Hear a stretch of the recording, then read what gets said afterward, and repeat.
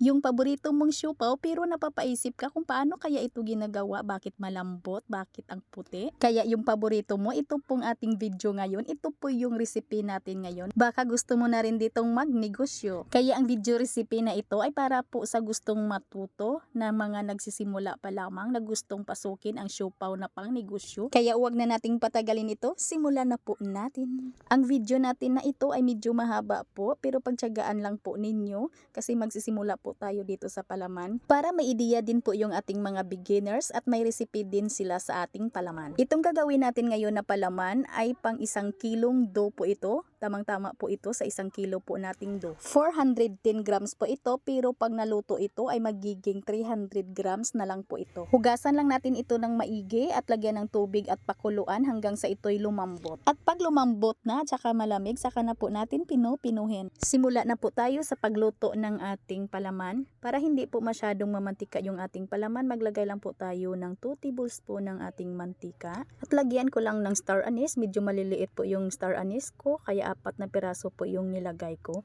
At nang naluto na yung star anise, na golden brown na talaga, ay kuhanin ko lang po ito. Nasa sa inyo na yan kung maglagay kayo ng star anise, pero mga palangga, yung ating star anise ay mura lang po ito. Yung 10 piso po natin ay marami na po yon.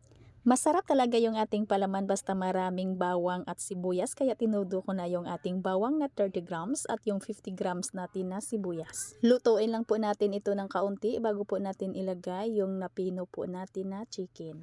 Ito na po yung naluto natin at napino natin na manok, nagiging 300 grams na lang po ito. Nagiging 300 grams na lang siya kasi wala na po yung buto at saka magaan na po siya. Kung ayaw nyo ng palaman na manok ay pwede naman kayong gumamit dito ng baboy. Igisa ko lang ito at saka po ako naglagay ng patatas. Nasa sa inyo na rin yan mga palangga kung maglalagay kayo dito ng patatas. Pero ako ay maglalagay talaga ako ng patatas dito kasi dagdag lapot din at pangdagdag din dami sa ating palaman. At igisa ko lang ito at ilagay ko na rin dito yung ating mga pangpalasa.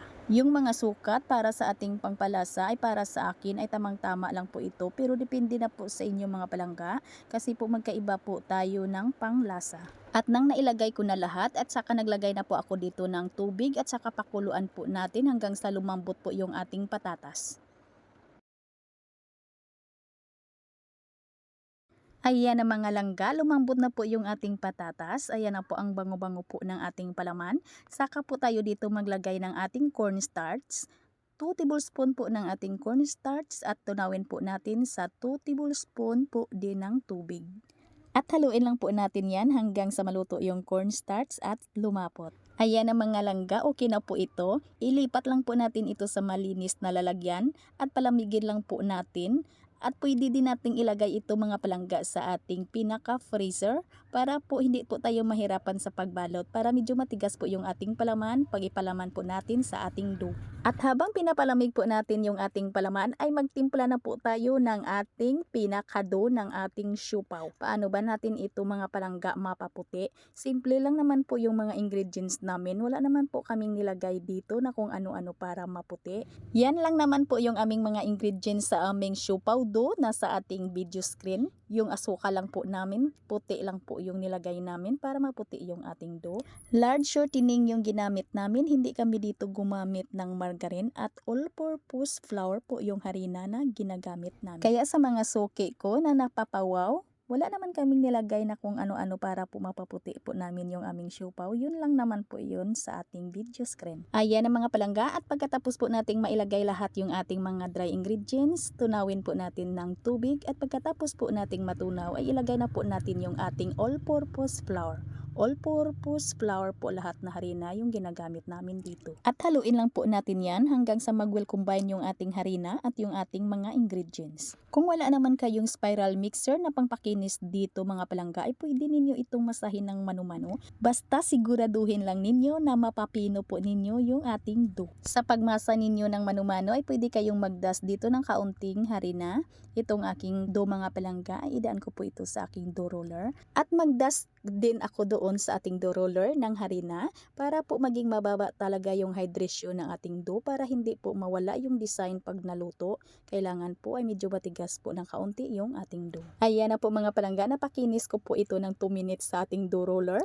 Maganda talaga mga palangga pag mayroon tayong spiral mixer o dough roller para hindi na po tayo mahirapan sa pagmasa ng mano-mano at talagang makinis po yung ating dough. Maganda po yung alsa ng ating dough. At cut ko lang ito mga palangga sa 47 grams.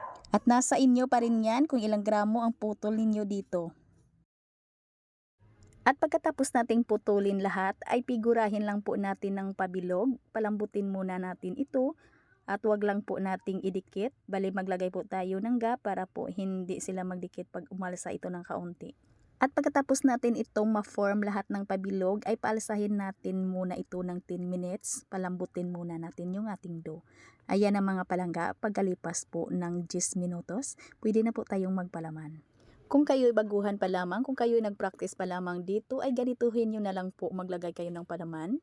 Ito na lang po ang pinakasimple. Saka na po kayo mag-practice ng paganyan sa aking video mamaya sa ipapakita ko. Ito na lang po muna yung gagawin ninyo. Meron din ako ditong nilaga na itlog. Lagyan lang po natin ng nilagang itlog yung ating palaman. At ganituhin nyo lang muna mga palangga kung nahihirapan po kayo sa pag-fold sa ating siupaw. Ayan po. I-close nyo lang po yung mga bandang dulo.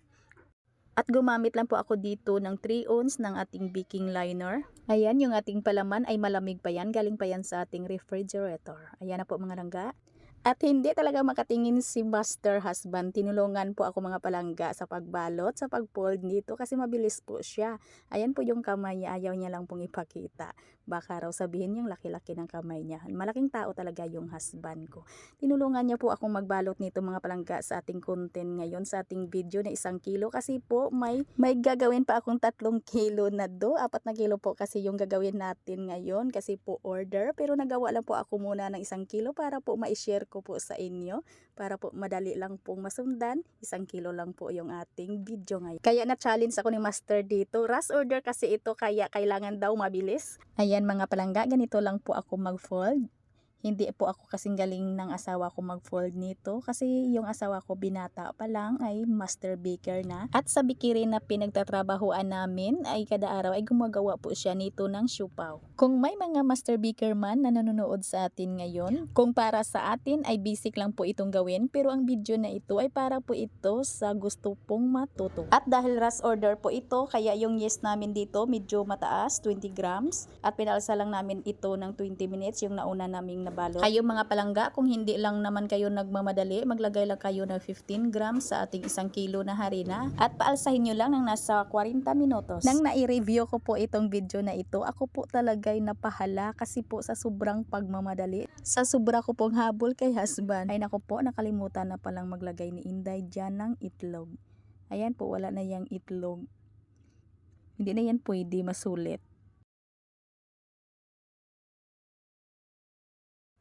At pag natapos natin ito lahat lagyan ng palaman ay wag lang po nating masyadong paalsahin, bali ipasalubong po natin mga palangga sa pagluto. At yung nauna po naming nalagyan ng palaman, ito po yung aming una na lulutuin.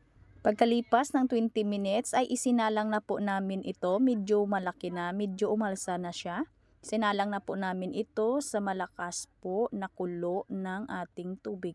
Kailangan po ay kulong-kulo talaga yung ating tubig dito bago natin ilagay.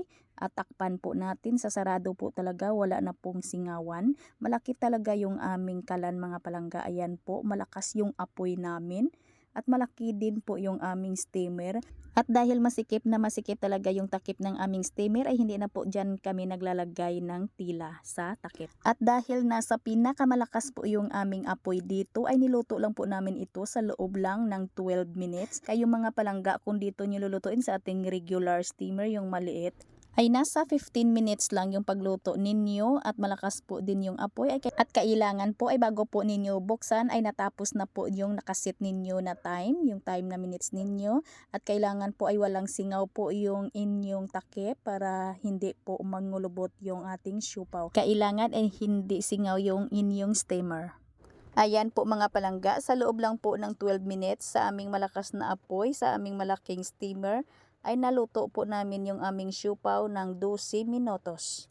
At nang naluto na po natin yung ating nauna, ay kailangan po ay tuloy-tuloy na po yung ating pagluto sa mga natitira pa nating siupaw.